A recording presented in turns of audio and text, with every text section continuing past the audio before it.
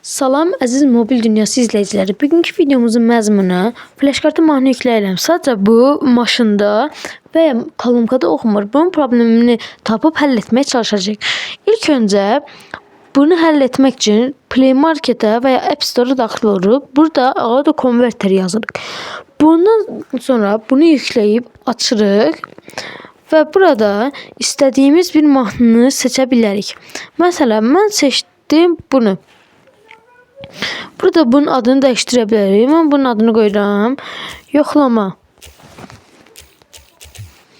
Və oka basıram, adı dəyişir.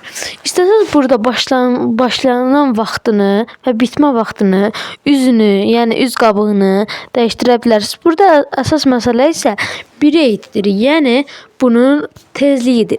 Bu gördüyünüz kimi burada 192'dir. Amma bu 128'in altında olsa, məsələn 128 elə olsa bu maşında oxumayacaq. Amma bu 129 olsa maşında oxuyacaq.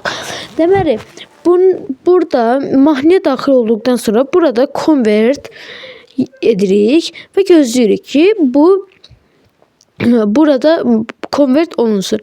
Yəni düzəlsin. İndi bu burada yüklənir.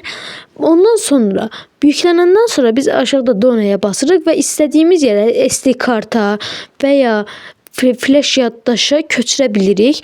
İndi yükləndi. Mən donaya bastım. Ondan sonra buradan çıxıb fayl idarəçisinə girirəm. Burada yoxlama MP3 gəldi.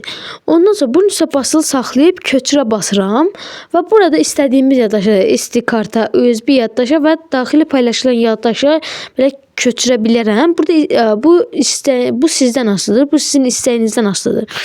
Və bugünkü videomuzda bura qədər. Sağ olun, salamat qalın.